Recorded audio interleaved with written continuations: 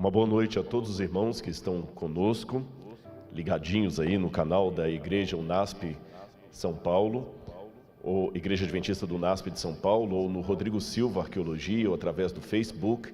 Que o Espírito Santo esteja com você em qualquer lugar que você esteja nesse momento. E também, para nós adventistas do sétimo dia, depois do pôr do sol de sexta-feira, já começa o sábado, o Shabat. Então nós desejamos um feliz sábado para você e sua família, um Shabbat Shalom para quem for judeu, e que a graça de Deus esteja com todos, tá bem? Pessoal, eu gostaria de começar o meu sermão hoje. Hoje vai ser um assunto bem difícil de lidar, de falar sobre ele. É sobre o tempo de angústia e o fechamento da porta da graça. Você vai ver aí no seu vídeo o tema de hoje, o fechamento da porta da graça, porque a oportunidade é hoje. E eu já começo a introdução desse sermão aqui, falando algo para vocês. Eu recebi muitas mensagens de amigos, de colegas, acho que já pode tirar já o tema e voltar para mim aqui, de muitos amigos dizendo, preocupados, olha, você ontem no sermão foi bem duro, como é que você vai reagir? Está preparado até para as pauladas que vão vir? Vão vir muita paulada, e principalmente alguns conhecendo que quem lida com o problema da depressão, às vezes pode até ter uma recaída devido a alguma lacração que vem aí, mas eu pensei bem, orei, e se a gente tem convicção da verdade que você está falando em Cristo, você não pode ter medo das consequências. Você tem que pedir a Deus para que o seu lado humano não atrapalhe a mensagem que você está transmitindo, mas não ter medo das consequências. É interessante que a escritora Ellen White fala de um momento chamado de pequeno tempo de angústia, em que o remanescente fiel, ao pregar a mensagem e ver o resultado que essa mensagem trará de perseguição, de afronta, de tortura, de desentendimento, esse remanescente ficará angustiado e se questionará emocionalmente: será que nós não fomos duros demais na mensagem que nós transmitimos? Será que nós não apertamos demais? Talvez deveríamos ter sido um pouco menos duros. Ora, se esse remanescente vai ter este sentimento na hora que a mensagem for dada e a reação vier contra eles, por que eu tenho que temer algo que pode acontecer hoje, que, em outras palavras, pode ser um treinamento para o que está por vir? Mas eu tenho uma boa notícia para você ao falar sobre o fechamento da porta da graça e esse tempo de angústia que nos aguarda. Na verdade, é uma boa notícia sobre o tempo de angústia. Em primeiro lugar, porque você não estará sozinho. Deus enviará os anjos para proteger você. Em segundo lugar, você estará em meio ao povo de Deus.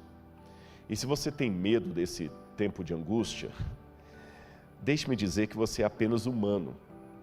Eu confesso que, não em contradição, mas admitindo o meu lado humano, perante o que eu acabei de falar aqui agora, nesse exato momento, eu várias vezes já perguntei a Deus: Senhor, será que eu estou pronto para a última crise que aguarda o teu povo? Será que eu estou preparado para a reação à mensagem que o Senhor quer que eu pregue? Será que eu estou preparado para enfrentar a perseguição do anticristo? Eu não tenho vergonha de dizer para vocês isso aqui, sabe por quê?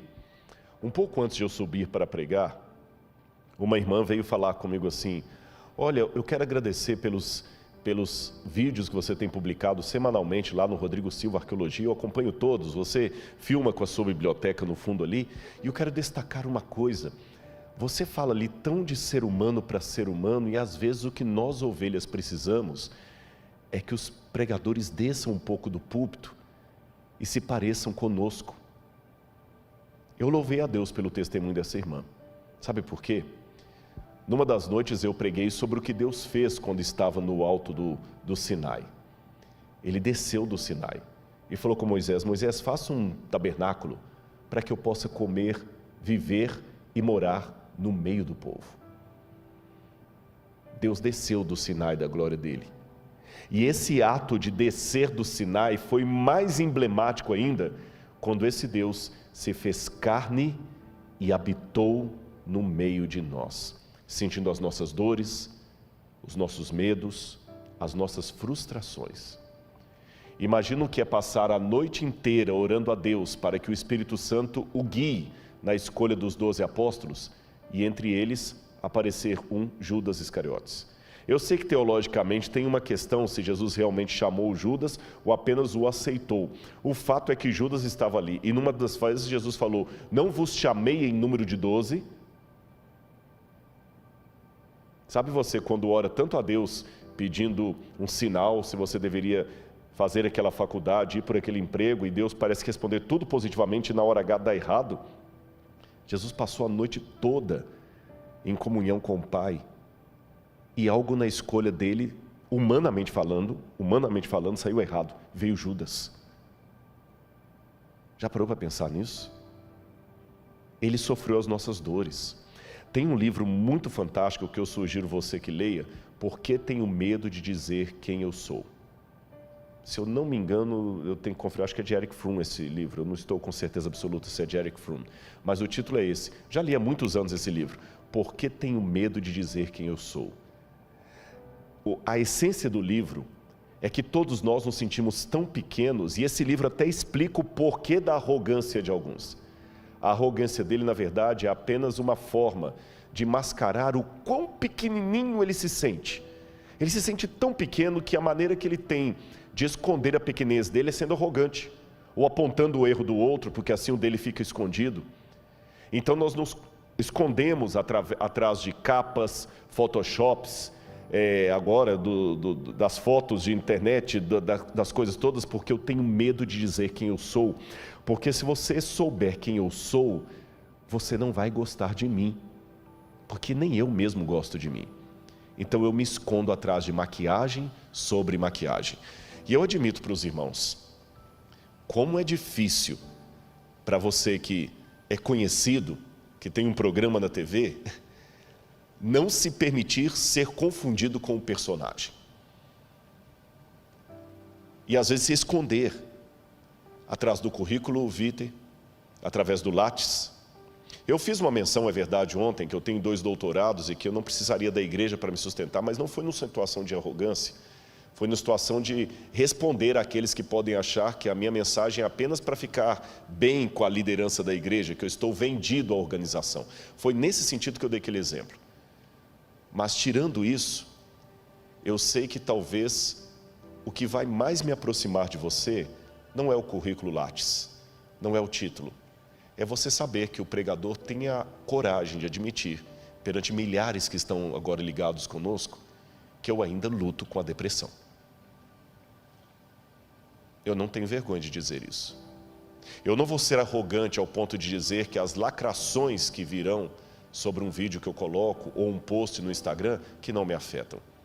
Lacradores, parabéns, vocês conseguem o objetivo, porque me afetam. Dói. E confesso perante todos uma grande dificuldade que eu tenho. Eu luto todos os dias com isso. De às vezes anular 1000 incentivos por causa de uma lacração. É o meu defeito. Eu fico com raiva de mim por causa disso. É o meu espinho na carne. Mas eu peço força a Deus.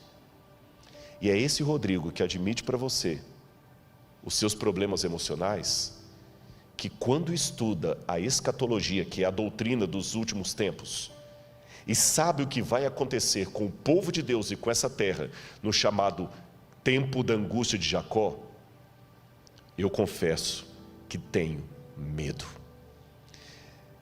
E eu vou mostrar a você nessa noite por que eu tenho medo. Eu vou mostrar textos que talvez vão arrepiar você. Mas mesmo com medo, eu tenho uma palavra de conforto para dar para você e de esperança.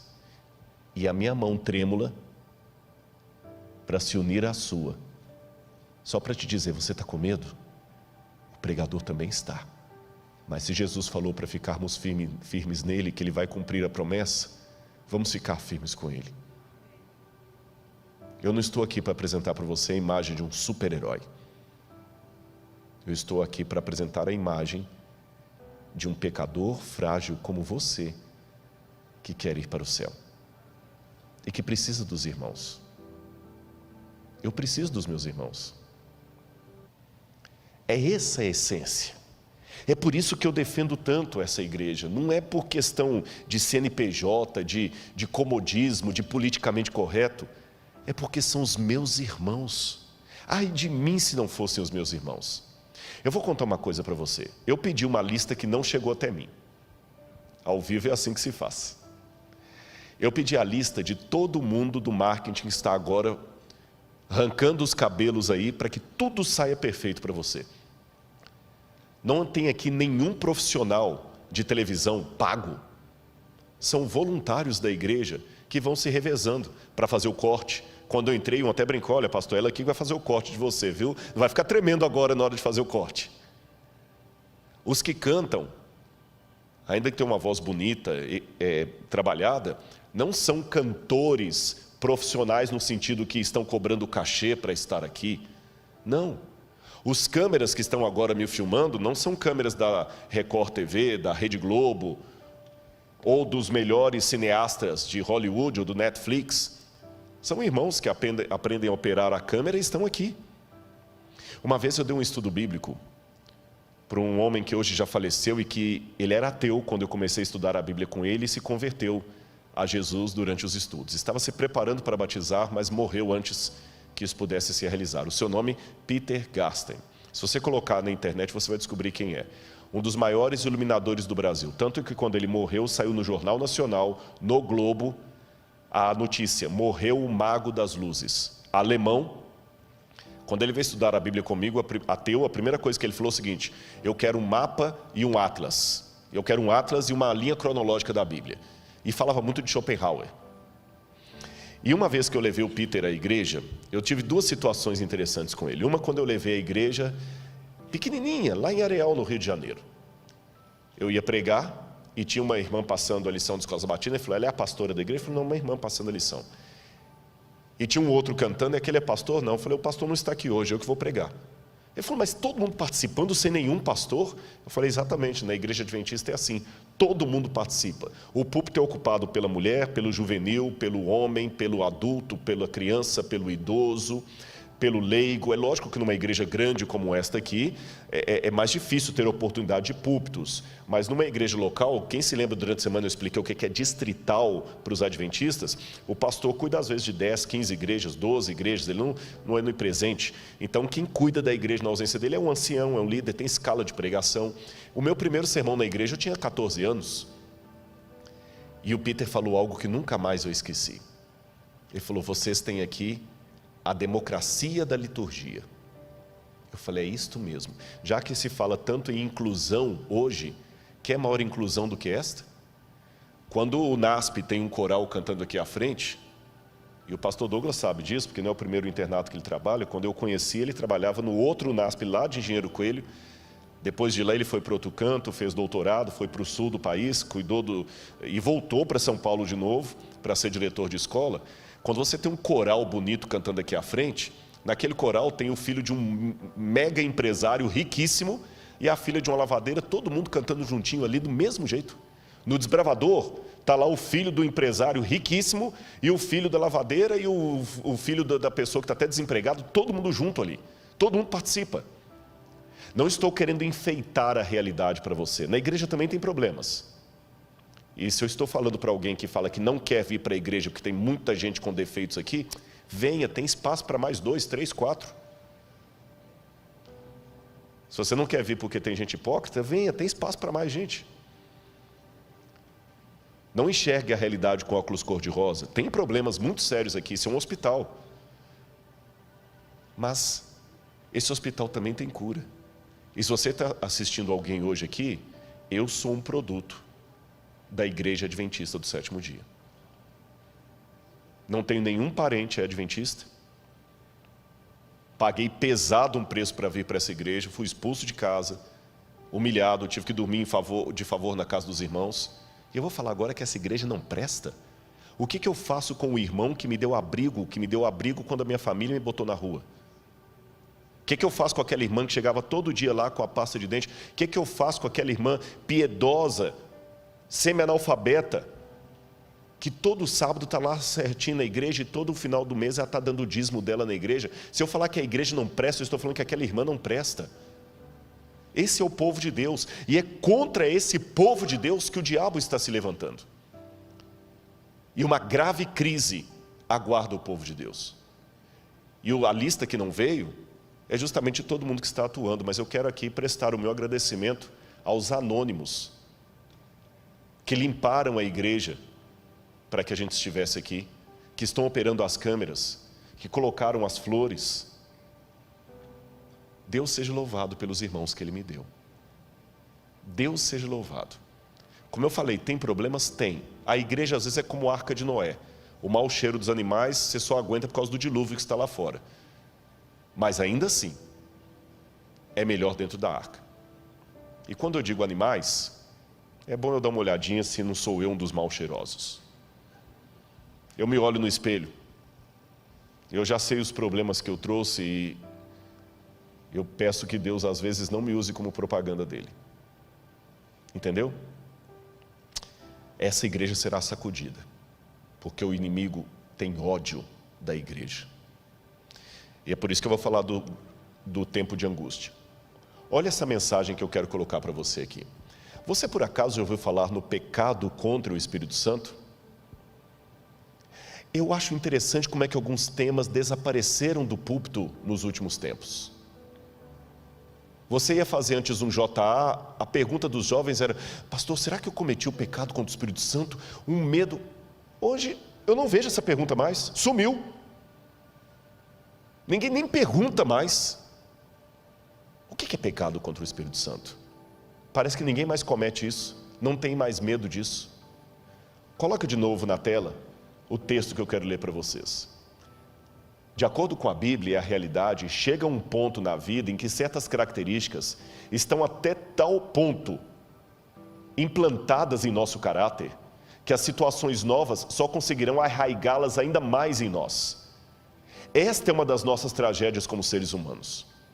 Olha o que diz o livro de Ezequiel, capítulo 3, verso 23. Mas quando eu falar contigo, abrirei a tua boca e lhes dirás: assim diz o Senhor Deus, quem ouvir, ouça, e quem deixar de ouvir, deixe, porque eles são casa rebelde. O que a Bíblia está dizendo aqui? Se você sair do livro de Ezequiel e entrar no livro do Apocalipse, você verá um texto muito parecido.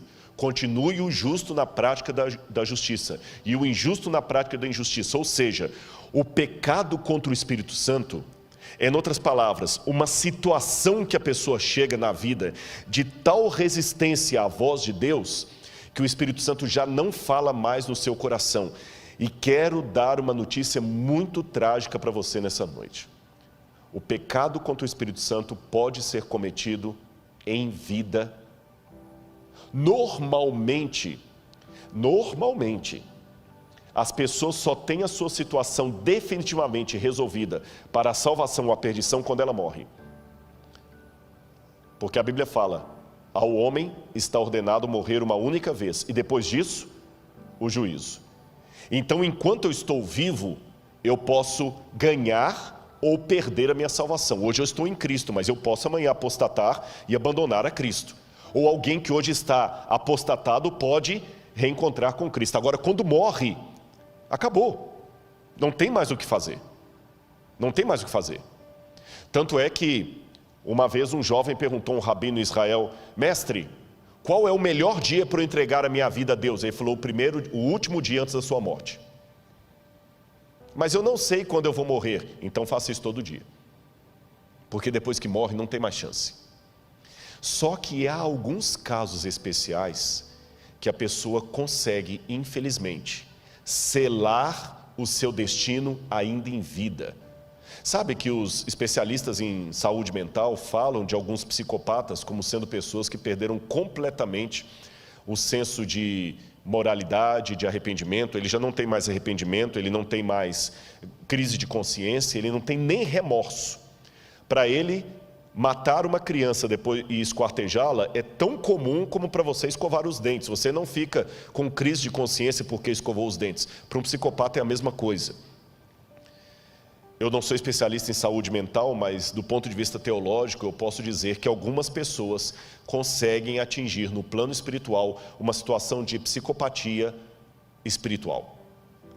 Nem eu, nem você podemos legislar e falar, é aquele ali, é aquele, nós não sabemos. Mas infelizmente há algumas pessoas que o Espírito Santo já não atua mais nelas em vida. Judas Iscariotes é um exemplo desse. Judas Iscariotes é um exemplo desse. Jesus lutou com ele até na quinta-feira da Santa Ceia, ali.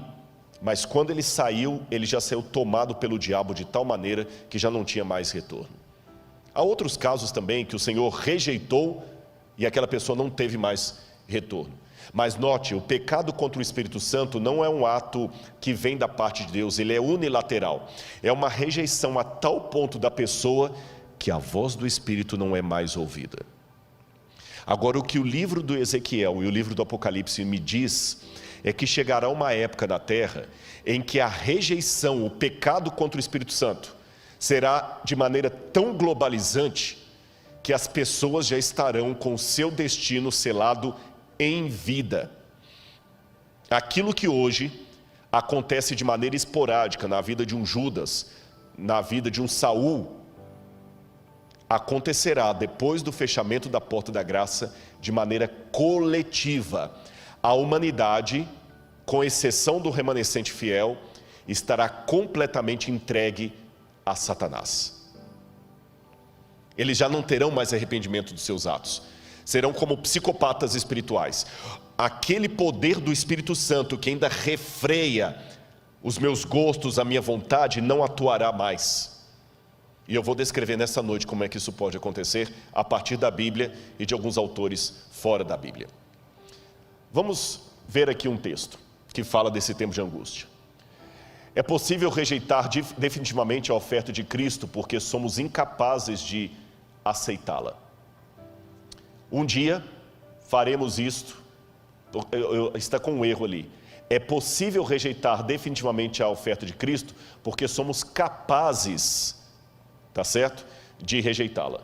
Um dia faremos isto, espero que não nós, de modo definitivo. Olha o livro de Daniel, capítulo 12, versos 9 a 10, que diz: vai, Daniel, porque essas palavras estão fechadas e seladas até o tempo do fim. Muitos serão purificados e embranquecidos e provados, mas os ímpios procederão impiamente, e nenhum dos ímpios entenderá, mas os sábios entenderão. O Apocalipse fala praticamente a mesma coisa no capítulo 22, versos 10 a 12. Então me disse ele: não seles a palavra da profecia desse livro, pois o tempo está próximo. Continue o injusto a praticar a injustiça, continue o imundo na imundícia, continue o justo a praticar a justiça e continue o santo a santificar-se. Eis que venho em breve. Você percebeu a mensagem da Bíblia? Chegará um tempo em que as pessoas estarão de tal maneira numa posição de rejeição à graça de Deus que o Espírito Santo não vai mais conseguir falar ao seu coração. A Bíblia profetizou isso. É uma rejeição de tal maneira que não tem mais o que ser feito por essas pessoas. Isso é chamado na Bíblia de o tempo de angústia. Olha aí na sua tela. O tempo de angústia, segundo a Bíblia Sagrada, é uma época em que a humanidade rejeitará de maneira coletiva e definitiva o Espírito Santo de Deus. Quero que você leia comigo agora o texto de Jeremias, capítulo 30, versos 5 a 7. Jeremias, capítulo 30, versículos 5 a 7. Preste atenção no que diz a palavra de Deus. Assim diz o Senhor: ouvimos uma voz de terror, um grito de medo e não de paz. Perguntem e vejam se um homem pode dar à luz a uma criança. Por que então vejo esses homens todos com as mãos na cintura, como se fossem uma mulher que está dando à luz? Por que se tornaram pálidos todos os rostos? Ah, que grande é aquele dia, e não há outro semelhante. É o tempo de angústia para Jacó, mas ele será salvo dela. É interessante que essa imagem, primeiro no hebraico aqui é um pouco dúbio, quando fala assim: Assim diz o Senhor, ouvimos um grito de terror, dá a entender o Senhor falando, ou ele o profeta, ou o profeta e outros. Pessoas gritando, homens pelas ruas, como se fossem mulheres parindo, num parto bem complicado. É interessante que essa imagem de uma mulher dando à luz à criança sempre é emblemática para falar do fim dos tempos. A mulher de Apocalipse 12, ela está gritando com dores de parto para dar à luz. Quando Jesus fala, quando virdes acontecer essas coisas, são o princípio das dores, das contrações, dores de parto. E o profeta diz, é o tempo de angústia de Jacó, mas ele será livre dela. Então note que é uma angústia que abala todo mundo, abala as pessoas que estão contra Deus e abala também aqueles que estão do lado de Deus. É uma angústia para os dois lados. A única diferença é que os ímpios não serão salvos da sua angústia, mas os remanescentes, fiéis, o resto da descendência da mulher, estes serão livrados dela. Vamos voltar para a tela para continuar a nossa leitura. A primeira coisa que nós temos que perguntar é: que tipo de religião nós temos com Deus? De submissão ou de luta?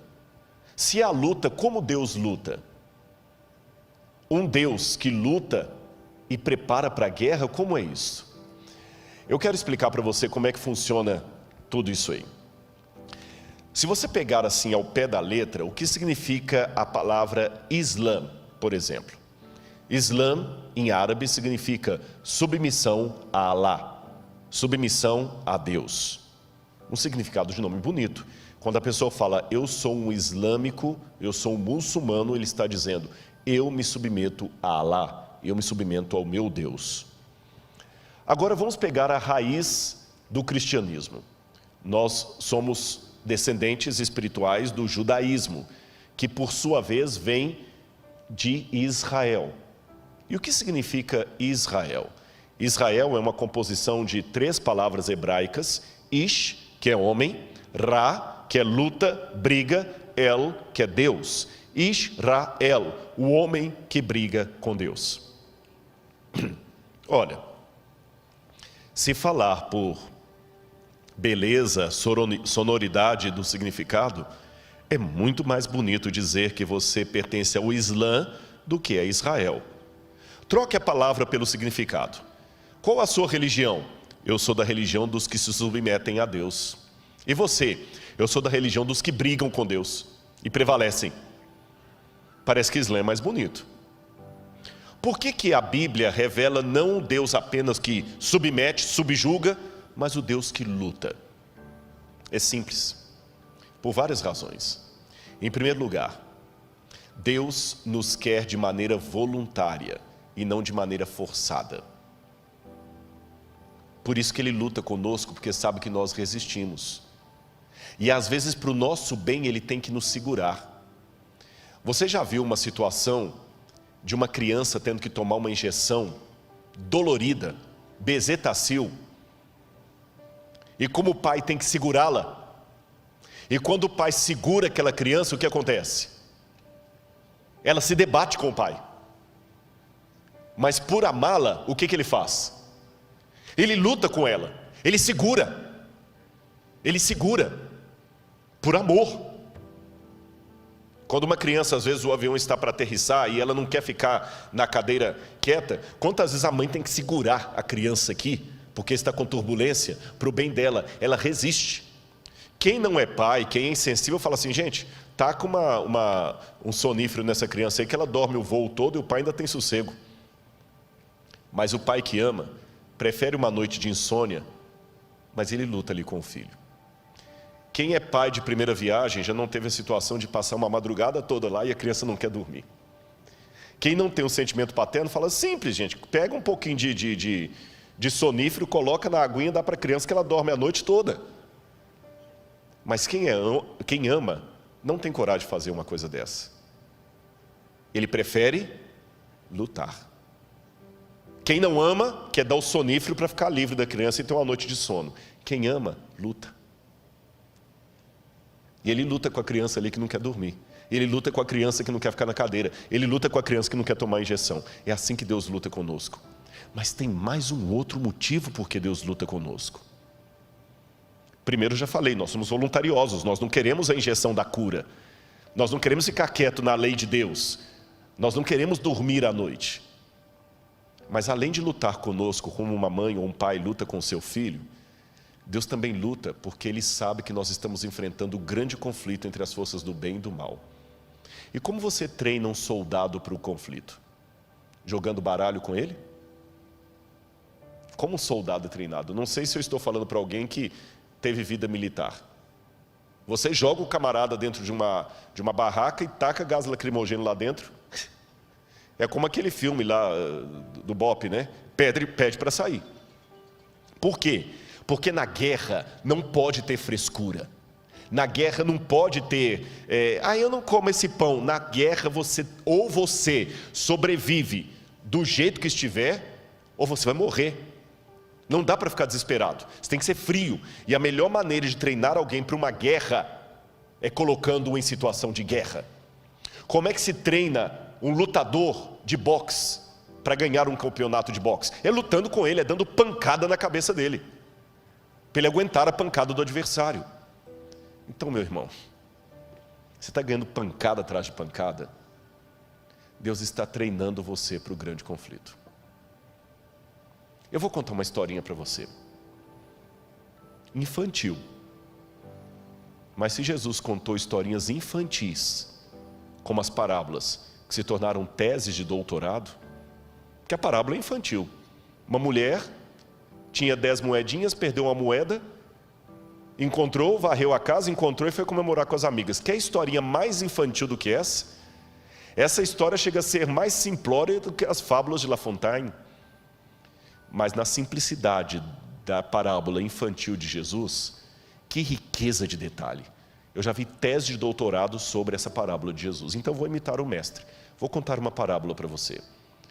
Uma vez, havia um grupo de árvores, todas muito bem colocadas ali, árvores frutíferas, e o passarinho veio, bicou alguns frutos e saiu com o biquinho sujo de semente. E quando o passarinho voou com o biquinho sujo de semente, algumas sementes caíram perto das árvores irmãs, ali onde tinha água, um lugar gostoso, terra fofinha, cheia de adubo. Mas ele voou, e outra semente caiu longe, num lugar ermo, bem distante daquele arvoredo. Só que as duas sementes vingaram. Uma cresceu perto das árvores irmãs, cheia de cuidado, e a outra lá no meio do deserto, quase assim, lugar ermo. A daqui cresceu toda frondosa, bonitinha, tinha água fácil, porque o lençol freático era quase na superfície. A outra tinha que esticando a raiz dela na terra para conseguir umas gotículas d'água. A daqui estava num lugar protegido. A de lá não. Quando ela começou a crescer, passou um tropel de cavalos ali de uma caravana e a quebrou. Quase ela morreu. Ela teve que crescer toda torta, toda cheia de cicatrizes. E a outra aqui toda protegida. Passou um tempo e veio um lenhador. E por ironia da vida, cortou todas as árvores daquele arvoredo, menos a caçula. Deixou. E agora, à distância, sem o arvoredo impedindo a visão, uma árvore daqui ficava olhando a irmã do outro lado. Uma cheia de cicatrizes e machucados, e a outra frondosa e bonita. Armou-se uma tempestade. Vento soprou, raios, trovões, chuva ácida. Para a árvore que estava acostumada com tantas pancadas, foi mais uma brisa. A outra foi derrubada na primeira ventania. Deus conhece a vida melhor do que eu e você. Se Ele está deixando você apanhar e ter cicatrizes, Ele está preparando você para algo melhor. Eu vou confessar para você. Eu não sou masoquista, não gosto de sofrimento. Não entenda que você está diante de um masoquista. Mas eu confesso perante a igreja que eu já dei graças a Deus por algumas dores que eu passei, inclusive essa da depressão. me tornou mais compreensível para lidar com algumas pessoas. Minha pregação mudou. Minha abordagem mudou. Então, eu fiquei mais resiliente para algumas coisas. Se o pai está dando pancada em você, ele está treinando você para a luta. Se o pai está jogando você dentro de uma barraca e colocando gás lacrimogêneo lá dentro, é porque ele sabe que o inimigo não terá piedade. Deixa o general treinar você. Israel, lutamos com Deus. Por isso que ele esteve à beira do caminho querendo matar Moisés. Não é porque Deus é um assassino. É por isso que ele deslocou a coxa de Jacó. Não é porque Deus é um sádico. É porque Ele está treinando você. E sem exageros, eu vou mostrar para você nessa noite o que significa a guerra que nos aguarda. E eu sei que há crianças aqui nos assistindo, mas eu peço a Deus que transforme essa mensagem de tal maneira que até as crianças sejam atingidas por ela, porque o programa Evidências não é feito com a linguagem infantil, de jeito nenhum. E o tanto de criança que assiste, você pode olhar sempre no Instagram, estou colocando foto de criança. Então, se Deus pode transformar o Evidências para atingir crianças, Deus vai usar essa mensagem para atingi-los, mesmo porque, se eu entendo bem da profecia, no fim dos tempos, quando a liberdade for tirada, são as crianças que serão usadas para pregar no nosso lugar. Então vamos lá. Olha a perseguição vindoura. Apocalipse capítulo 13, versos 6 a 7, 15 a 17, fala do que o anticristo vai fazer. Foi-lhe dado poder para guerrear contra os santos e vencê-los. Foi-lhe dada autoridade sobre toda tribo, povo, língua e nação. Todos os habitantes da terra adorarão a besta. Aquele que tem ouvidos, ouça. Se alguém há de ir para o cativeiro irá. Se alguém há de ser morto à espada haverá de ser morto. Porque aqui está a perseverança e a fidelidade dos santos. Foi-lhe dado poder para que fossem mortos todos os que recusassem adorar a imagem, como obrigou a todos, pequenos e grandes, ricos e pobres, livres e escravos, a receberem certa marca na mão direita ou sobre a testa, para que ninguém pudesse comprar nem vender, senão aquele que tivesse a marca, que é ou o nome da besta, que é, ou o número do seu nome. Apocalipse 13. Deixe-me dizer uma coisa para você aqui. Eu não vou, até pelo horário, eu não vou poder explicar todos os detalhes para você. Algumas coisas eu tenho falado em doses homeopáticas, seja nos vídeos que eu apresento na internet, seja no programa Evidências que eu já anunciei para vocês, que vai ser sobre o Apocalipse, mas aqui eu vou falar apenas algumas coisinhas para colocar você para pensar. As pessoas quando me perguntam, Rodrigo, será que nós estamos vivendo os últimos tempos, etc. Eu digo assim, uma coisa que os adventistas aprenderam é não marcar mais data para a volta de Jesus. Por outro lado, há coisas acontecendo tão sérias que eu digo que o mundo é como alguém cardíaco. Quando você tem um cardíaco na família e ele tem uma dor forte no lado esquerdo do peito, pode ser uma dor muscular, até gases podem provocar a dor no lado esquerdo do peito. Mas se você sabe que ele é cardíaco, você não arrisca. Você coloca o remédio debaixo da língua e leva para o primeiro hospital. E você pode chegar no hospital e descobrir que era só uma dor muscular, que não era nada sério, ou que ele estava realmente infartando. Profeticamente falando, o mundo está cardíaco. E no exato momento que eu estou falando com você, eu estou vendo dores muito fortes no lado esquerdo do peito. Já houve outras na história que eram apenas dores musculares. Essa também pode ser muscular. Pode ser que eu esteja falando isso aqui para você e as crianças que estão aqui me assistindo, amanhã subam ao púlpito e eu já esteja velhinho também assim, com dificuldade até de locomover e Jesus não voltou. Pode ser. Mas usando a ilustração que eu acabei de mencionar, também é provável que possa ser um infarto escatológico do planeta Terra. Na dúvida, vale o mesmo procedimento. Não vou arriscar. Eu ouvi uma frase essa semana que teria sido citada por um grande teólogo nos Estados Unidos, do pastor Elias Brasil, e quem me disse essa frase foi o pastor Gilson, que o pastor Elias Brasil teria mencionado, olha, que ele perguntou para todos, vários teólogos, você acha que nós estamos vivendo os últimos tempos? E o doutor Elias Brasil, que é um intelectual de primeiro calibre, que não é de falar coisas apenas assim por achismo, ele teria dito mais ou menos assim. Se eu não citar exatamente, eu vou parafrasear.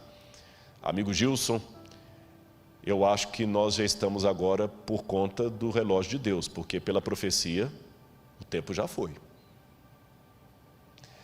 Trocando em miúdos, eu me surpreendi quando eu li Zygmunt Bauman, que não é um evangelista, não é um cristão conservador, ele já morreu, é um dos sociólogos mais respeitados. Na maratona que nós vamos fazer aqui no dia 10 de outubro, depois nós leremos mais detalhes da maratona, eu vou falar sobre Zygmunt Bauman e a sociedade líquida. Quando ele anunciou, o mundo precisa de um governo único, e o Papa Francisco é o único com capacidade de ocupar esse cargo, aquilo eu falei, interessante isso. Você sabe que nós temos hoje, porque o Apocalipse fala algo que a gente fica pensando, como é que isso aqui vai se cumprir? Como é que vai se cumprir? Eu várias vezes me perguntei, quando eu estudei a Bíblia com os adventistas, como é que vai ser isto, que o anticristo vai colocar o mundo inteiro sendo obrigado a cumprir uma lei? Isso é impossível. E mesmo hoje a gente pergunta assim, nessa rivalidade, eu acabei de ver uma mensagem agora da ONU, o presidente Bolsonaro falou algo lá, o Trump falou algo, depois veio o Emmanuel Macron e desfez tudo o que o Bolsonaro falou.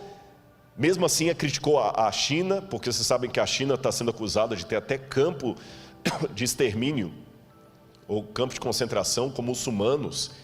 Estão questionando a China de desrespeito aos direitos humanos, o outro está questionando a China da questão do Covid. Aí o Irã está de relações cortadas com os Estados Unidos. Eu estive no Irã no ano passado e achei interessante que em Teherã eu não podia usar cartão de crédito, porque não tinha. Ele não trabalha com cartão de crédito internacional. Eu cheguei em Teherã, se eu não tivesse um pouco de dinheiro no bolso, eu ia ter problema no hotel. Não aceita cartão de crédito por causa do embargo americano. E eu pensava, Senhor, como é que vai unir o Irã com os Estados Unidos, com China, com França, todos assim opostos? Como é que no Brasil vão unir pessoas de direita e de esquerda, são tão antagônicos? Mas eu estava observando os sinais dos tempos. Como é que isso aqui que eu acabei de ler para vocês, de Apocalipse 13, vai se cumprir? Aí eu comecei a ler, li vários autores, Yuval Harari, que eu li a trilogia, 3 livros dele pelo menos, não sei se ele escreveu outros. Eu escrevi o Homo Sapiens, eu li o Homo Sapiens, Homo Deus e Lições para o século XXI. E quando eu li Yuval Harari dizendo que o futuro vai ser uma época pós-trabalho, em que as pessoas serão controladas por algoritmos, e eu me lembrei que o Apocalipse fala o seguinte, aquele que tem entendimento, calcule o número da besta. E a palavra calcule no grego ali, não é você ficar fazendo conta com letra para saber qual nome vai dar 666. Se é o nome de Hitler, se é o nome do Papa, se é o nome de Ellen White, se é o nome de Saddam Hussein. Aquele calcule é contabilize. Contabilize o que ela faz. E por que é um número da besta? E eu noto que ali tem algo muito sério relacionado à lei de Deus. Sabe por quê? No Antigo Testamento, Deus deu uma ordem para o povo de Israel. Você colocará a lei do Senhor na tua mão e como frontal entre os olhos. Eu não sei se você já viu alguma cena de Israel, que tem o judeu orando lá no no Muro das Lamentações, e ele fica orando lá, né? Baruch haba Beshem Adonai Eloheinu melech. Ele fica orando lá no Muro das Lamentações, e aqui ele tem uma caixinha preta na testa, e ele amarra aqui no braço. Hoje os judeus colocam no braço esquerdo. Ele coloca um outro, o que está ali? Ali está o Shema Israel, Adonai Eloheinu, Adonai Echad. Ouve, ó Israel, o Senhor teu Deus é único, a lei do Deuteronômio, os mandamentos de Deus, para ele sempre se lembrar com a sua ação e com a sua mente que Deus é único e que tem os mandamentos de Deus. E quando eu leio o Apocalipse, me chama a atenção que o Apocalipse é a paródia de Satanás. Você tem o cordeiro degolado sentado no trono de Deus. Você tem o dragão com a cabeça degolada e curado, porque o cordeiro está degolado, mas está vivo. O dragão também está degolado, mas está vivo. E o cordeiro senta no trono de Deus Pai, e a besta senta no trono que o dragão lhe dá. E o cordeiro coloca o seu selo sobre os 144 mil, e a besta coloca a sua marca na testa. E o cordeiro coloca a marca na testa. E a paródia da besta é justamente o quê? O contrário do tefilim dos judeus. Se era a lei de Deus que tinha que estar no frontal e na mão, e ali a besta coloca um sinal na frente e na mão, eu não preciso entender isso como literal, como sendo um chip que vai estar aqui debaixo da pele. Eu preciso entender como diz o Apocalipse. É uma analogia do oposto da lei de Deus, ou seja, vai ser colocada uma lei que vai me impedir socialmente de guardar os mandamentos de Deus. Por isso que em Apocalipse 12 fala, aqui está a perseverança dos santos, os que guardam os mandamentos de Deus e têm a fé em Jesus. E quando esse dia chegar, o mundo inteiro vai se unir. Mas eu ainda volto à minha pergunta, como, Rodrigo? Você acabou de admitir aí, Irã não vai juntar. Aí o Val Harari começa a me dar uma parte da resposta. O mundo todo vai ser controlado por questão de algoritmos. O mundo vai ser controlado por algoritmos. Nós não temos dinheiro hoje para manter o mundo inteiro, não tem emprego para todo mundo. Leiam Lições para o século 21. Aí eu vou para Zygmunt Bauman e ele chama a atenção que nós precisamos de um governo único. E quando eu vou nos intelectuais do Vale do Silício, que são hoje os grandes mentores da riqueza mundial, eu vou falar sobre isso em algum momento, a riqueza mundial hoje está na mão de poucas famílias. Eles falam, precisamos de um governo único. Pela primeira vez na história. E um governo mais único do que na época do Império Romano, da Babilônia. Hoje, nós temos algumas forças que são como crianças brincando em casa com faca, instrumento cortante e nenhum adulto para tomar conta delas. Quais são essas crianças? Internet. Quem controla a internet? Quem é o dono da internet? Não adianta falar que é a Google, nem o YouTube. A internet é maior do que o Google. A internet é maior do que o YouTube. E tem um documentário da Netflix, agora eu assisti até a metade. Não consegui assistir o resto por falta de tempo. Eu vou vendo as prestações. Dilema das redes. Assista esse documentário. Como é que eles estão controlando hoje a sua vontade, a vontade pelo algoritmo. Mas a internet ainda é maior do que isso. Quem controla a internet? Eu posso na internet hoje colocar de uma piada sem graça a... Basta ser um hacker. Eu posso derrubar a bolsa de valores na internet. Tem muita gente que tem medo do terrorismo virtual. Quem controla a internet? Não adianta. Eu até estava conversando com o pessoal da mídia, que eles falam de alguns que entram para derrubar canais. Eu falei, mas por que não entra na justiça? Ele falou, não adianta, porque cada canal está num país diferente, qual legislação que vai seguir? Não existe uma legislação mundial para controlar a internet. E ela é muito perigosa para não ficar na mão de ninguém. Segundo, quem controla bolsas de valores? Quem controla? Hoje é tudo na base da especulação. Teve o problema na China, o Brasil agora está com 800 bilhões de déficit por causa da China. Quem controla a bolsa de valores? Está tudo ligado. Se cair a bolsa de valores de Hong Kong, você nunca foi a Hong Kong e você pode perder o seu emprego aqui por causa disso. A montadora vai fechar porque caiu uma bolsa de valores onde você nem existia. Bolsa de valores é especulação. E quem controla uma criança tão perigosa como essa?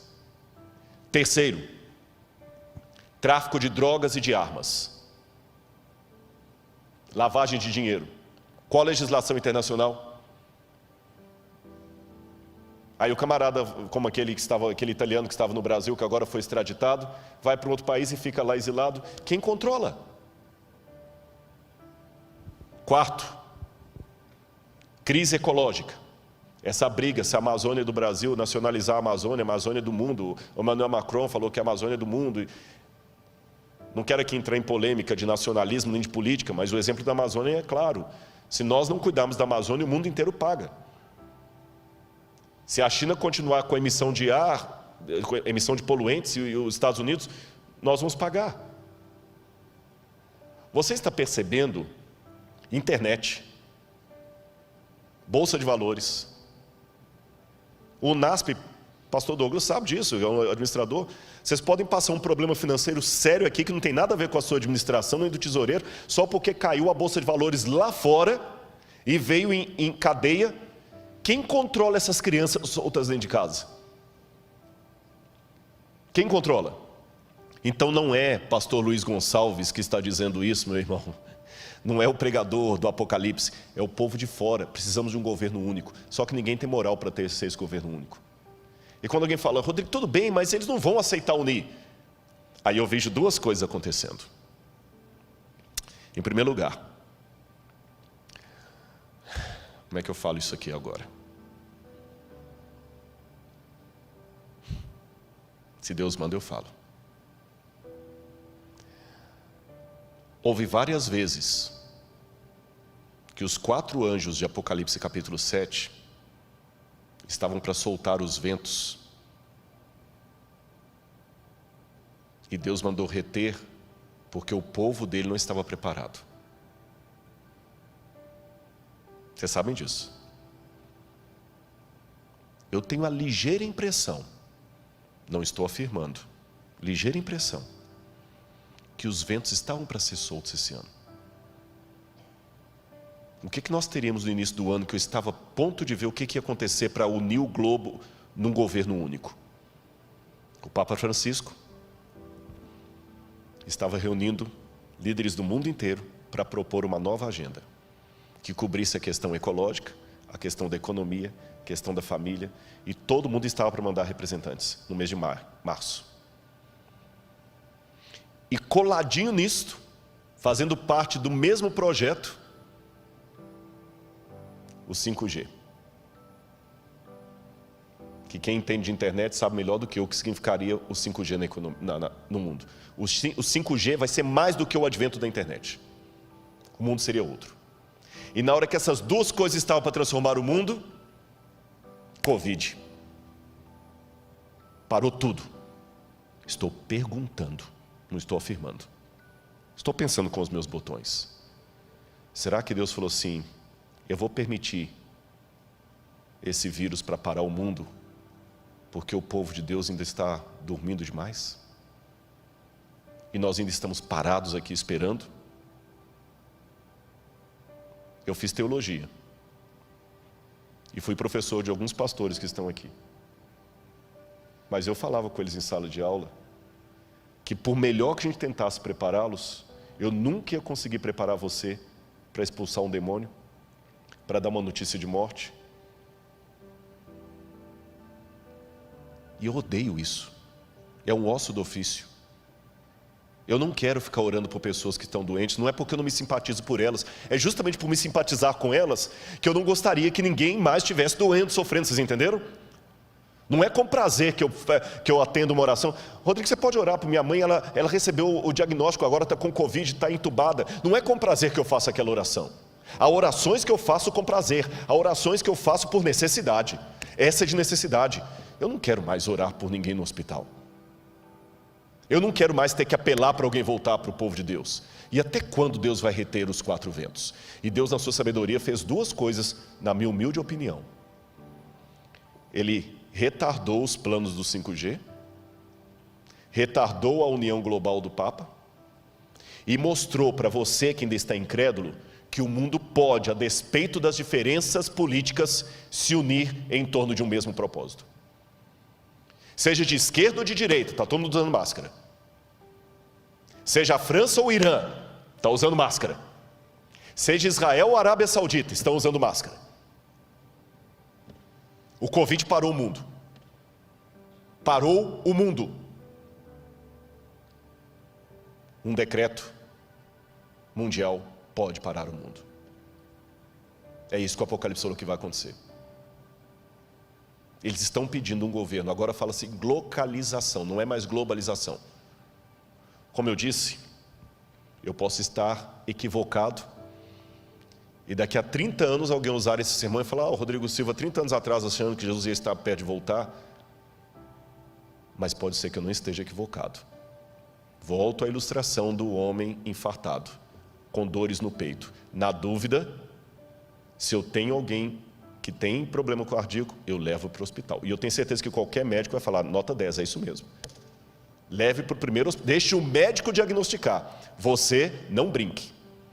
Como eu não sou especialista em história mundial, eu não brinco, eu corro. Mesmo porque a volta de Jesus para mim não deve ser só uma doutrina, tem que ser um desejo. Agora, como é que eu posso entender o tempo de Augusto? Alguns teólogos pensam que seria o sofrimento de Israel no ano 70, eu não acredito assim. Outros pensam que seriam os sofrimentos da igreja ao longo das eras. Outros pensam que seria uma metáfora que nunca se tornará histórica, os idealistas. Outros, eu estou entre eles, pensam que será um caos mundial no governo do anticristo. Tanto aqueles que são pós-tribulacionistas, que acreditam, como eu, que Cristo voltará depois da tribulação para buscar o seu povo, e aqueles que são pré-tribulacionistas, acham que Jesus vai arrebatar a igreja. Mas deixe-me mostrar que essa é uma crença antiga. Vou mostrar algumas imagens para vocês. O Didaquê, ou Didaquê, que é o ensino dos 12 apóstolos, um documento cristão do 2º século, já dizia: quando a ilegalidade aumentar, eles vão odiar, perseguir e trair uns aos outros. Então o enganador do mundo aparecerá reivindicando ser o Filho de Deus. Ele fará sinais e maravilhas, e a terra será entregue em suas mãos. Ele fará coisas iníquas que não foram vistas desde o início do mundo. Então a humanidade entrará no fogo da provação, e muitos serão levados a tropeçar, e muitos perecerão, mas aqueles que perseverarem em sua fé serão salvos da maldição. Ou seja, essa doutrina que eu estou mostrando para vocês agora não é modismo. Não é porque eu estou empolgado com o Covid e estou dizendo, é agora. Não é, sabe, eu acho que Apocalipse não pode ser, a hermenêutica do Apocalipse não pode ser a Folha de São Paulo, nem a revista Veja. Tem gente que fica vendo o Apocalipse sempre assim atrás, é agora. Não é isto, mas também não é o extremo de você não analisar com prudência os sinais dos tempos. O que eu estou falando agora e que está no livro Grande Conflito, já era dito há 2000 anos. Que Satanás fará parecer que Cristo veio. Ou seja, aquilo que eu leio no livro Grande Conflito gera o pensamento dos cristãos primitivos que conviveram com aqueles que conviveram com o que escreveu o Apocalipse. Não foi uma coisa inventada pelos protestantes do século XIX em diante, ou dos adventistas, ou whenever. Eu quero mostrar outra passagem para você. Se você pensa que é só adventista que pensa assim, você vai se surpreender. Veja isso aqui. O Dr. John Ladd, um dos mais famosos teólogos batistas, no seu livro The Blessed Hope, a Bendita Esperança, diz que a bendita esperança não é a libertação da tribulação, é a união com o Senhor em sua vida. Ou seja, John Ladd acreditava que Jesus voltará depois da tribulação e a igreja passará pela grande tribulação. Os irmãos católicos que estão comigo ligados nessa noite, olha o que diz o catecismo da Igreja Católica, nos parágrafos 675 e 677. Vou ler o catecismo da Igreja Católica. O catecismo é a versão oficial da Igreja Católica. Antes da segunda vinda de Cristo, a igreja precisa passar por uma provação final que sacudirá a fé de muitos crentes. A perseguição que acompanha a sua peregrinação na terra revelará o mistério da iniquidade na forma de um engano religioso que é o anticristo, um pseudo-messianismo pelo qual o homem se glorifica a si mesmo no lugar de Deus e de seu Messias que veio em carne. Noutras palavras, o catecismo também me ensina que haverá um tempo de angústia, um anticristo que vai enganar ao mundo e perseguir a igreja. Está no catecismo. E os evangélicos? Vamos ver mais uma citação. Billy Graham: eu ouvi o som distante de cascos e vi os cavaleiros do mal no horizonte de nossas vidas. Há sérios problemas à frente para o nosso mundo, para todos nós que vivemos nele.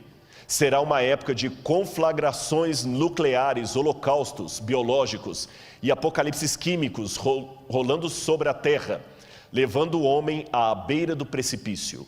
A história vai fundo na batalha do Armagedon. Já vemos sua sombra rastejando sobre a terra. Você percebeu? Aqui não é uma doutrina adventista que eu estou apresentando. Ela é ecoada também pelos católicos. pelos evangélicos representados por John Ladd e por Billy Graham, que apesar de serem batistas, são respeitados em todas as igrejas, metodistas, presbiterianas. E para os adventistas do sétimo dia, eu vou citar um texto de Ellen White, uma das pioneiras dessa igreja, que está falando a mesma coisa que o catecismo. Ellen White está falando a mesma coisa do catecismo, a mesma coisa do Didache, a mesma coisa que diz Billy Graham. Veja o que diz Ellen White: não há o que exagerar. O tempo de angústia como nunca houve está prestes a manifestar-se sobre nós e necessitamos de uma experiência que agora não possuímos e que muitos são demasiado indolentes para obter. Dá-se muitas vezes o caso de supor maior angústia do que em realidade o é. Isto não se dá, porém, em relação à crise diante de nós. A mais vívida descrição não poderá atingir a grandeza daquela prova.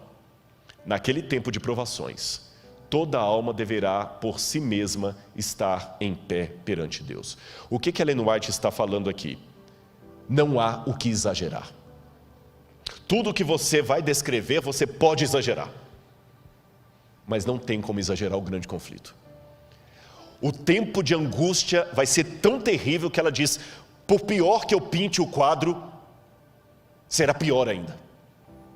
Entendeu por que eu admiti que eu tenho medo? Entendeu por que eu admiti que em alguns momentos eu falo: Senhor, eu não sei se eu vou aguentar? Eu estou sendo franco com os irmãos. Se Deus resolver que eu fique entre aqueles que terão o privilégio de ver Jesus voltando, Senhor, que Ele me proteja, porque vai ser o pior tempo da história. E você entendeu por que nós não podemos brincar?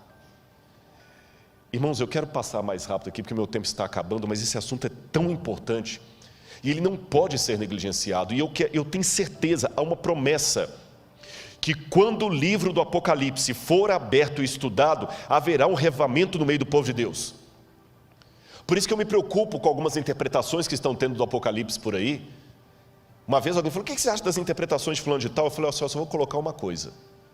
Luiz Gonçalves prega o Apocalipse e pessoas se batizam na igreja. Fulano de tal prega o Apocalipse e a igreja se divide. Onde é que eu estou vendo o fruto do Espírito?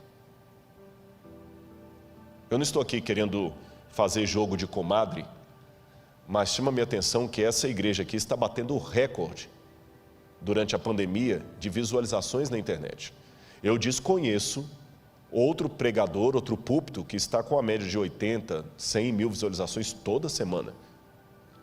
Não estou fazendo jogo de comadre, eu não preciso disso.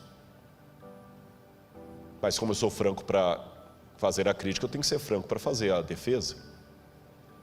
Curioso que você tem pregado aqui, pastor Gilson, só temas de Apocalipse.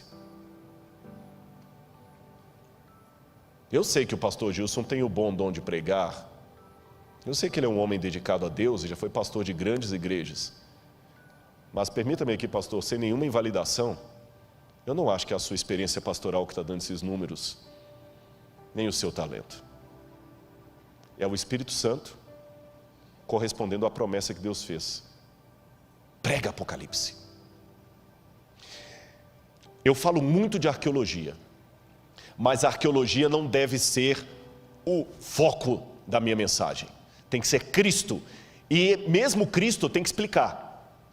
A mensagem tem que ser cristocêntrica, mas ela tem que ser teológica. Porque não basta apenas pregar Jesus. Que Cristo eu estou colocando no meio? Que Cristo? E as 3 mensagens angélicas eu tenho que pregar. Temei a Deus e dá-lhe glória, pois é chegada a hora do seu juízo. Caiu a grande Babilônia. E se alguém adorar a besta e a sua imagem, vai receber a sua marca. Eu não tenho que ter medo desses temas, mesmo que venha retaliação por falar essas coisas. Porque junto com a retaliação, virá o que Deus já está cumprindo no seu ministério aqui. Pessoas vão se reavivar. Deixe-me mostrar mais uma coisa. E mesmo que eu passe um pouquinho do tempo hoje, mas eu quero contar com a sua paciência, porque esse assunto é importante. Seria isto, coloca no ar por favor, seria isto uma síndrome de vitimismo, falar de perseguição do povo? O vitimismo pode ser uma forma social de compensar a identidade de grupos religiosos inexpressivos. Ele está presente na linguagem que usam em sua cosmovisão. Então essa ideia que Deus vai perseguir a igreja, isso é vitimismo, será? Olha, pode deixar algumas imagens aí para a gente ganhar tempo? O mundo também duvidou que Hitler faria o que fez. A Alemanha tinha os melhores filósofos, a Alemanha tinha os melhores intelectuais. Ninguém em sã consciência acreditaria que a Alemanha com Hitler mataria 6 milhões de judeus. A Alemanha de Heidegger, pode voltar para mim aqui, a Alemanha de Goethe, do Fausto, a Alemanha de Wagner. A Alemanha é um país tão intelectual que a gente, quando faz doutorado em teologia, eu não falo alemão, mas eu fui obrigado a fazer uma prova de alemão para o doutorado. E quando eu perguntei ao meu professor, por que eu tenho que fazer prova de alemão? Ele falou assim, porque há coisas no alemão. Eu falei, muitos livros já estão em inglês. Ele falou, mas tem coisas em alemão que não se traduzem. O alemão é uma língua tão filosófica que você explica, você não traduz o alemão. O país mais intelectual do mundo, a Grécia moderna para mim, é a Alemanha. E esse país tão intelectual, das grandes universidades, Stuttgart, do Aufklärung, que é o iluminismo alemão, das expressões técnicas de Freud, a Alemanha de Nietzsche, foi a Alemanha que matou 6 milhões de judeus. E mesmo que alguém fale, você está culpando o povo? Não. Mas um povo que era tão inteligente não percebeu que o Führer era um maníaco. E muita gente duvidou. Eu sei que é complicado falar de eventos finais, porque algumas coisas beiram a teoria da conspiração, e eu odeio teoria da conspiração. E parece teoria da conspiração, mas também parecia teoria da conspiração que Hitler houvera de fazer o que fez. Vamos voltar para o quadro. A verdade é que seres humanos têm dificuldade de aceitar é que existem Hitlers em potencial em cada esquina do mundo. E qual foi a receita da maldade de Adolf Hitler? Eu já li vários livros sobre o nazismo, sobre a Segunda Guerra Mundial, e eu elenquei em 7 pontos a receita da maldade. Basta ter uma crise, um povo sem rumo, a Alemanha saiu destroçada da Primeira Guerra Mundial, uma índole má coletiva, a tendência, um marketing, você tem Leni Riefenstahl, e você tem Joseph Goebbels, que foram os ministros da propaganda de Hitler. Você tem Albert Speer, que teve o plano, um discurso de mentiras e sedução e o interesse de Satanás. É exatamente o que nós temos hoje. Nós temos uma crise, nós temos um povo sem rumo, nós temos uma índole má coletiva, nós temos um marketing promovendo coisas anticristãs e o povo de Deus batendo palma para isso, não tendo coragem de denunciar, participando, seguindo, dando like, fazendo parecer que tudo é a mesma coisa, até dividindo espaço na mídia, consumindo essas coisas, e tudo bem, e o marketing está aí. Nós temos um plano, nós temos discursos de mentiras, e nós temos um interesse de Satanás. Thomas Malthus, em 1798, o ano que marca o tempo do fim, ele fez uma profecia catastrófica, que o mundo ia entrar numa situação de fome, porque enquanto a população crescia em sentido geométrico, a produção de alimentos era em sentido aritmético, então teria mais gente do que comida, seria uma catástrofe. Hoje, inclusive, Thomas Malthus influenciou a teoria da evolução das espécies de Charles Darwin. Contudo, hoje as pessoas não acreditam mais na teoria de Thomas Malthus, porque nós temos mais produção de alimentos do que gente. Mas, porém, contudo, entretanto, todavia, há algumas pessoas que estão revendo os dados de Thomas Malthus. Eu quero apresentar uma pesquisa para você aí. Essa pesquisa foi feita por John Calhoun, nos anos 1960, chamada Halo Comportamental, da Behavioral Sync. Ele fez um exercício de sociologia, onde durante vários meses, ele colocou camundongos do tipo Norway Rats num cômodo, e ele percebeu como esses ratos, eu tinha um vídeo para mostrar, mas por medo de derrubarem a página, eu não mostrei esse vídeo, onde ele mostra os ratos, como eles se comportam como seres humanos. Eu vou descrever para você o comportamento daqueles ratinhos na gaiola comportamental. Eles tinham as casinhas, os próprios ratos se organizaram para ter a rua. As fêmeas tinham uma relação monogâmica, vários ratos chegavam, a fêmea soltava o feromônio e a fêmea escolhia qual rato era que ia para acasalar, ela acasalava com o macho, os dois ficavam cuidando dos filhotes, havia propriedade respeitada, os machos demarcavam com as fêmeas a propriedade dele com urina, ninguém passava ali, os ratos tinham as vias públicas. Os ratos eram solidários, viviam bem. Aí o que começou a acontecer? Com o tempo eles começaram a diminuir, não a quantidade de comida, mas o local onde a comida era acessível. Só num cantinho que tinha comida. E passou para os ratos a impressão que a comida estava ficando escassa. Meus irmãos, John Calhoun começou a perceber paulatinamente a mudança de comportamento progressiva dos ratos.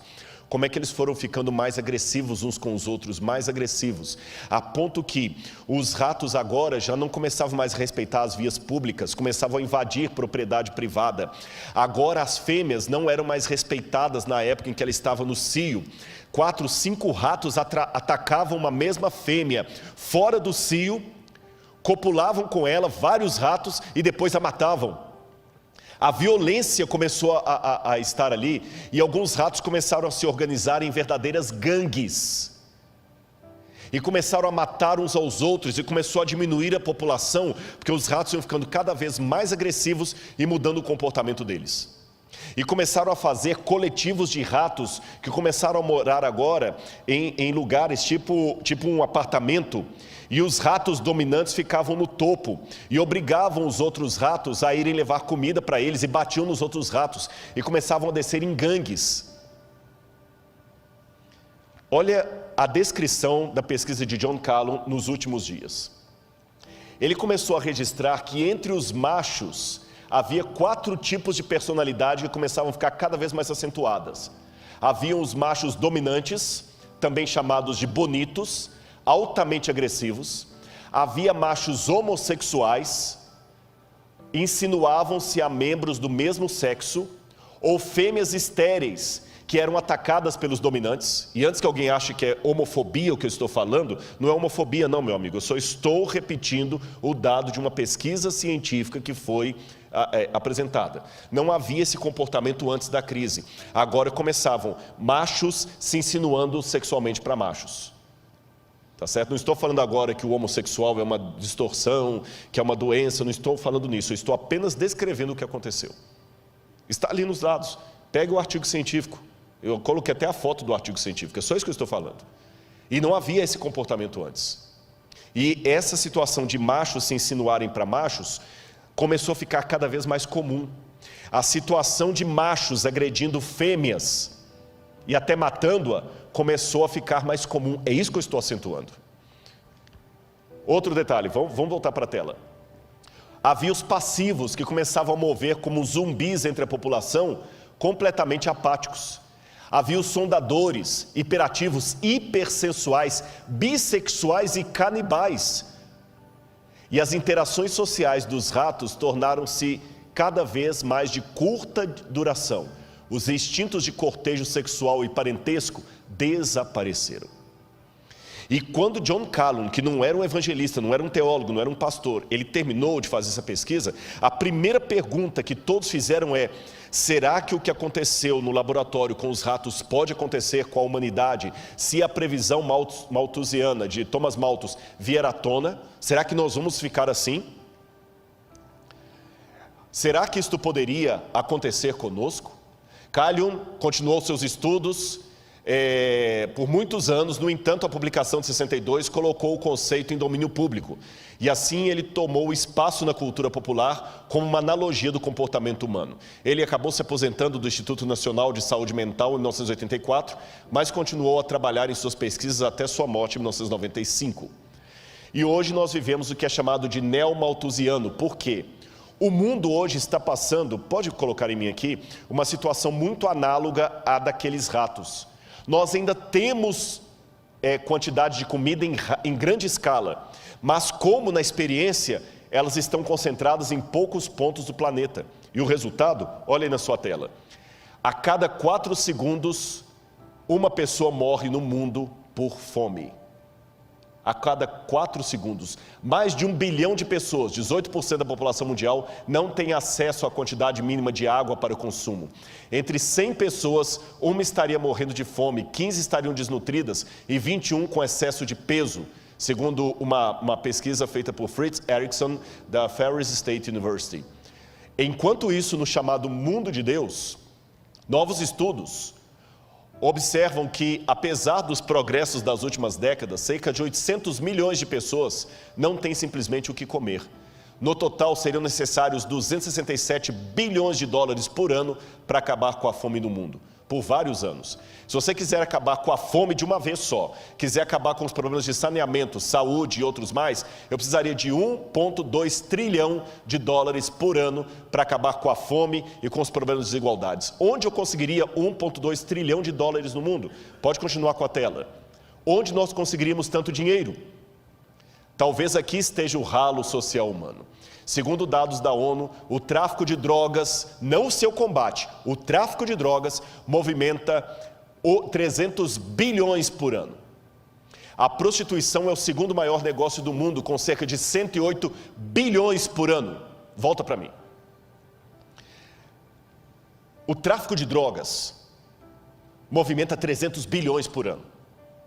Você pode falar, tá, mas eu não participo do tráfico de drogas. Você não participa do tráfico de drogas, mas fica enaltecendo aquele jogador que é usuário costumado de drogas e não vê problema em que seu filho consuma os discos, ou o youtuber que é usuário de drogas e fica defendendo liberação da maconha.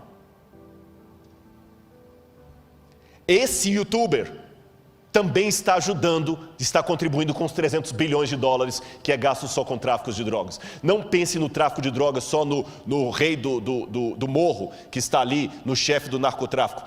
Há tráfico de drogas correndo à torta e à direita, com um monte de pessoas midiáticas que defendem isso na mídia.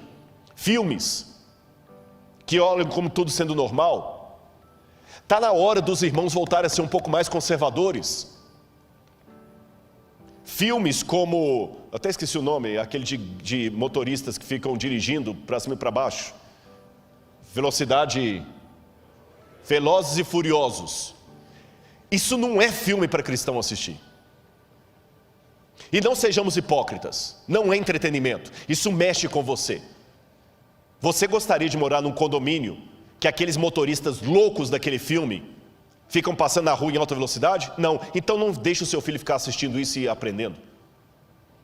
E os joguinhos de internet que só incentivam isso. Eu conheço pais casados que às vezes a esposa está fazendo a comida lá e ele está jogando esses joguinhos violentos, cheios de coisa. Isso não é entretenimento para cristão? E quando é que a gente vai ter que dar a cara a tapa e falar que nós devemos voltar ao conservadorismo? Não ao tradicionalismo. Tradicionalismo é besteira. Mas um pouco de conservação não faz mal. E a promiscuidade que eu falei. Muitas mães acham lindinho vestir as meninas como a Anitta. E se falar de modéstia cristã agora, você virou moralista, chauvinista, patriarcal. E ninguém fala contra essas coisas, mas está movimentando tudo aquilo ali. Vou mostrar mais dados, coloca de novo aí. O terceiro lugar é ocupado pelos bancos, que movimentam cerca de 115 bilhões. Embora nem todo mundo mude, algumas entidades acumulam seus cofres até 800 bilhões em ativos. Em 2019, só para vocês terem uma noção, 2.153 bilionários tinham o equivalente a 60% do PIB mundial. Em quarto lugar, você tem jogos de azar. Somente a Espanha gasta 35 bilhões por ano. E tem a indústria do cinema que alimenta tudo isso. E tem a indústria do entretenimento que alimenta tudo isso. E alguém pode falar, tá, e as religiões também? Bom, eu não posso falar de todas as religiões, mas eu posso dizer que na igreja adventista às vezes tem problema financeiro.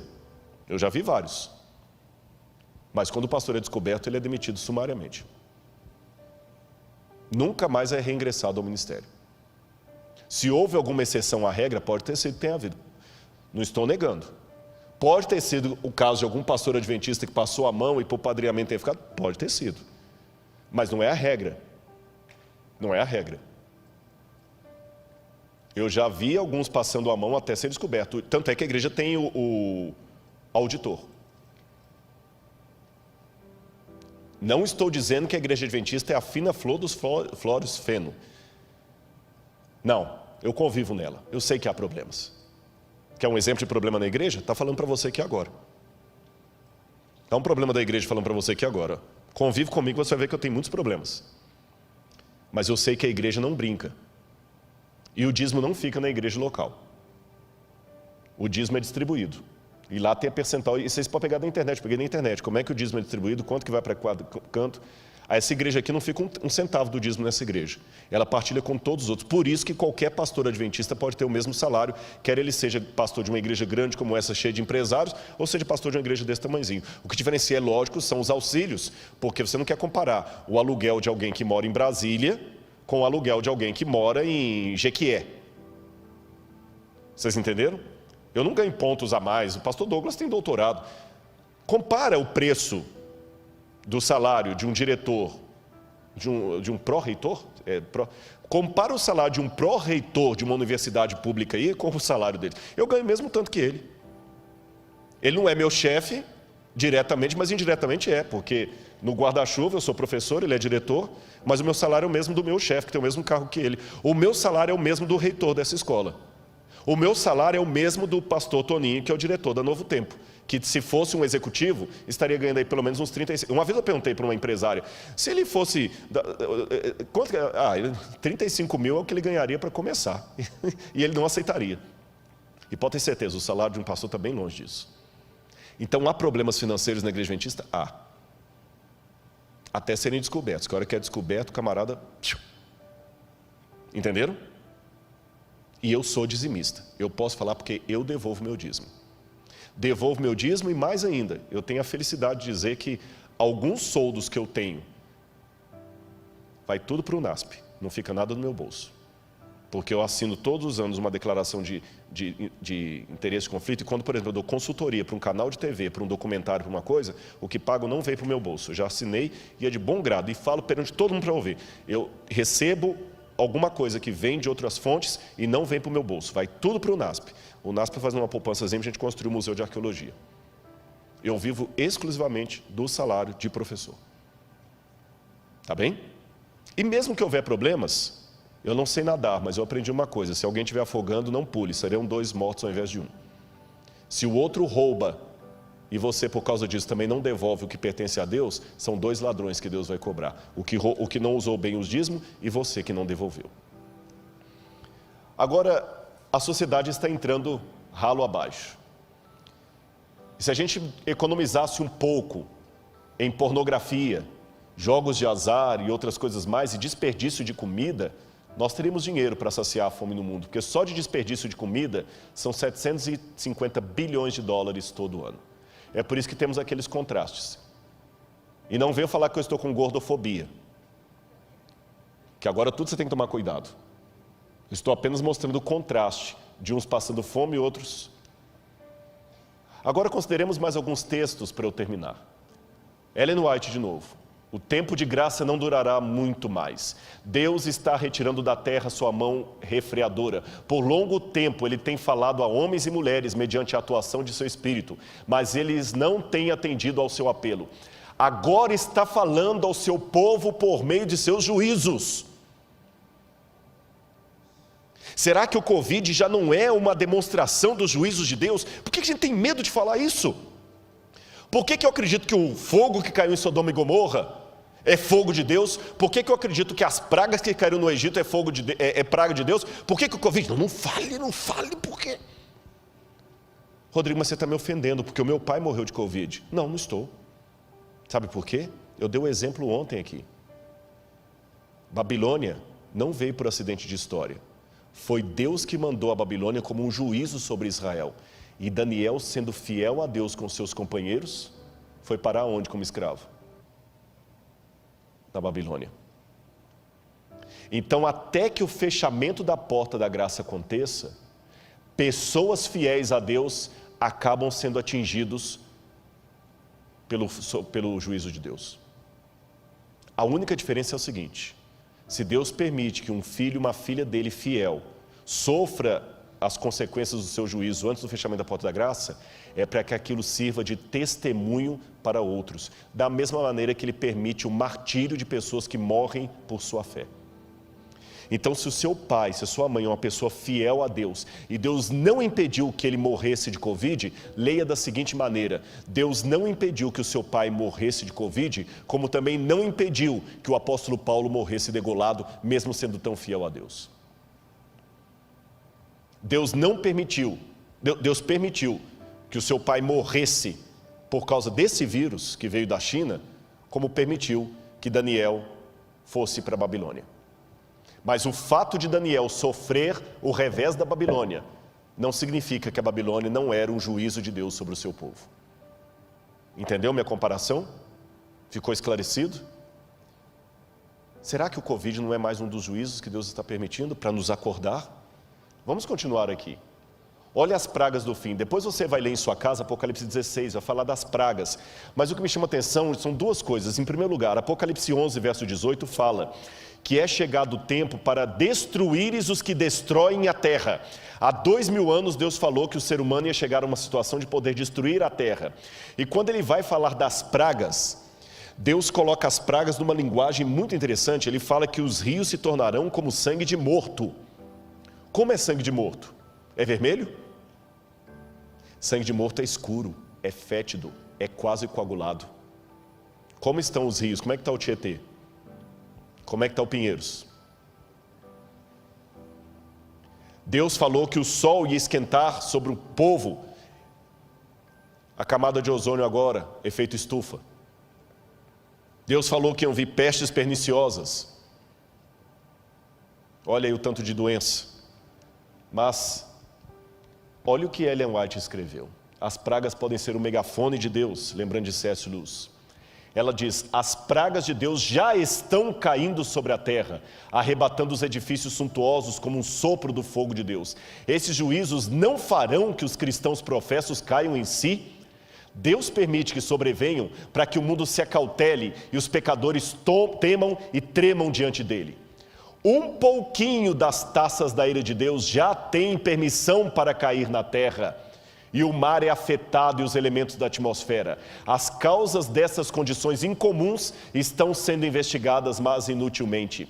Deus não tem impedido que os poderes das trevas levem avante sua nefanda obra de poluir o ar, uma das fontes da vida e nutrição com um miasma fatal. Não somente é afetada a vida vegetal, mas o homem sofre de epidemias.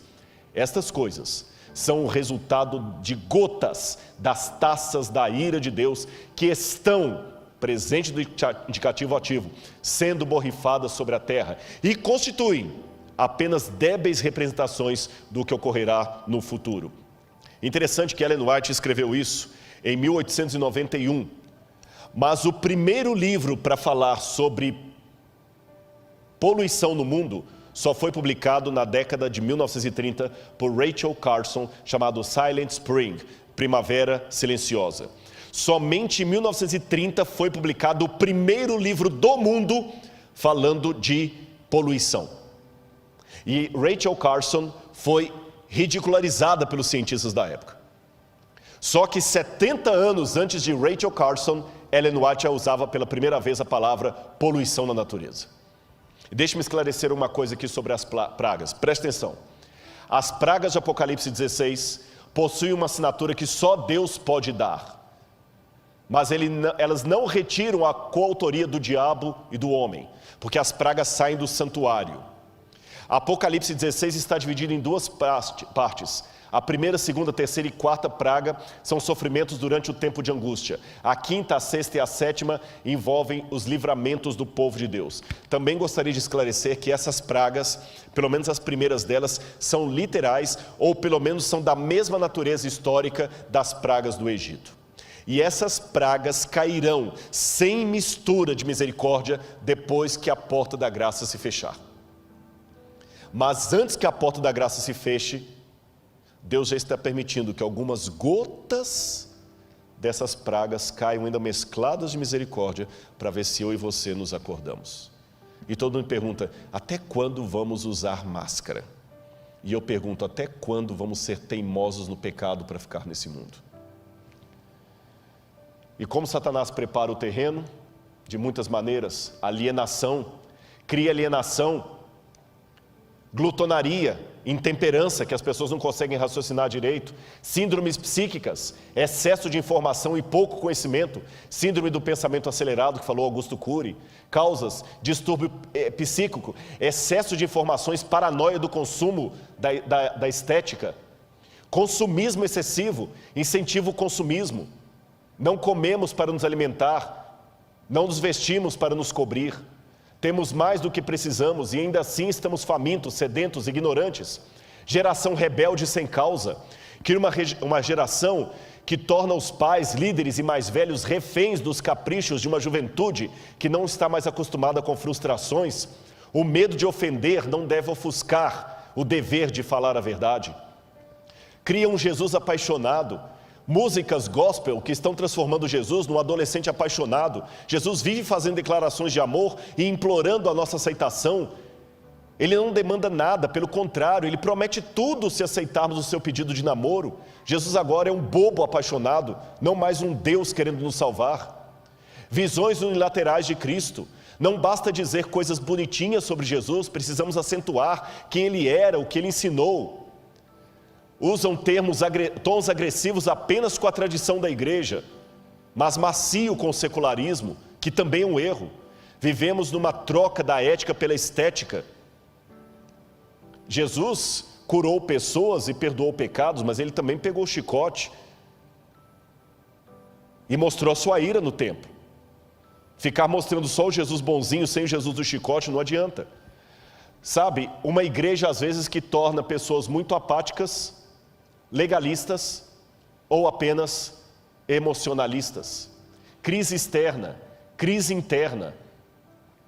Para a sabedoria humana, tudo isto agora parece impossível, mas ao ser retirado dos homens o Espírito de Deus, o qual tem o poder de reprimi-los, e ao ficarem eles sob o governo de Satanás, que odeia os preceitos divinos, hão de acontecer coisas estranhas. Quando o tremor e o amor de Deus são removidos, o coração pode se tornar muito cruel. E eu termino apenas colocando para vocês um pensamento aqui de Sigmund Freud, o pai da psicanálise. Freud dizia o seguinte, que o ser humano só é diferente por causa das convenções sociais. Freud dizia, derrube as necessidades de sobrevivência e sexo e afeto, nem sempre afeto é sexo, e o ser humano se tornará completamente um animal, porque a única coisa que nós temos de nosso é o eros e o thanatos, necessidade de afeto e sobrevivência. Trocando em miúdos, o que Freud quis dizer? Quando você vê uma pessoa toda elegante comendo como um lord inglês, é porque tem comida suficiente para todos. Por isso que ele come bem, mas o outro esfomeado come de qualquer jeito. Mas o Freud dizia que se você tiver apenas um prato de comida para os dois e eles estão famintos, tanto o lord inglês como o sem-teto vão comer desesperadamente como cachorro. Freud dizia, você só não ataca o outro para pegar o prato de comida dele porque tem comida para os dois. Mas se não tiver comida para os dois, quem tiver maior força, leva. Então, segundo Freud, quando nós estivermos em situação de caos, todos nos tornaremos animais irracionais. Porém, um ex-discípulo de Freud, chamado Viktor Frankl, que foi prisioneiro de Dachau e de Auschwitz por ser judeu, quando ele sobreviveu ao campo de concentração nazista, Viktor Frankl fundou a terceira escola de psicanálise de Viena, e ele discordou de Freud. Ele disse, o que Freud teorizou sentado nas poltronas de veludo vitorianas, eu vi na prática, porque no campo de concentração tiraram de nós o respeito, tiraram de nós a comida, a proteção, tiraram tudo. E quando tiraram toda a dignidade humana que estavam em nós, alguns companheiros judeus cumpriram exatamente o que a teoria de Freud sinalizou, se tornaram animais. Porque eu vi judeus se prostituindo porque estavam excitados uns com os outros. Eu vi um judeu se prostituindo para ganhar um pouco mais de sopa no café da manhã. Eu vi um judeu matando o outro para roubar as botas dele. Realmente se tornaram animais.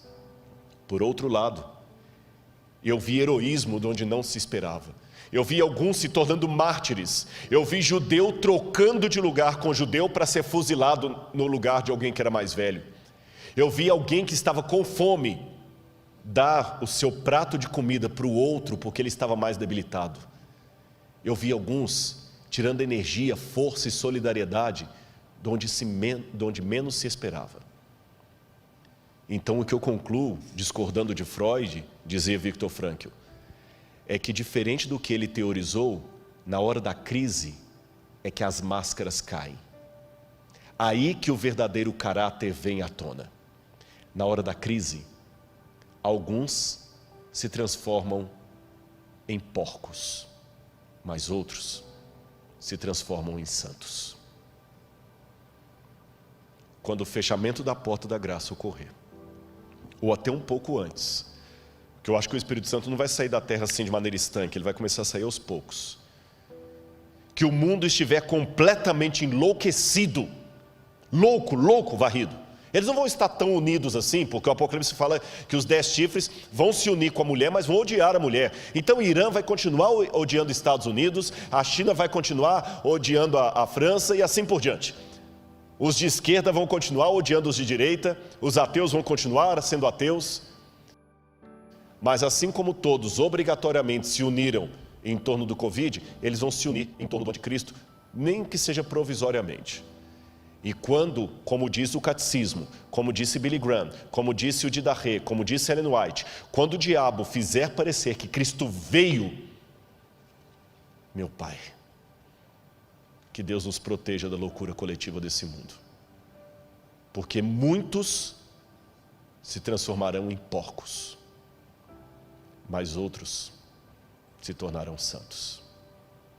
Qual dos dois papéis você desempenhará? Fique ao lado de Jesus. Eu quero convidar o dueto para cantar a música final. E durante a música eu vou pedir para eles colocarem o QR Code. Se você sentir no seu coração o desejo de estudar mais a Bíblia, conhecer mais isto, entre em contato através do QR Code, aceite esse apelo, aceite a Jesus, materialize isso através do QR Code. Mas Rodrigo, peraí, eu sei que você ficou até agora, o tempo está estourado, mas você só falou de desgraça, tragédia. Onde é que está o bem de tudo isso? Quando a gente está com quem você ama, você não tem medo. Uma vez um pai perdeu a esposa num grave acidente. E ele chegou em casa,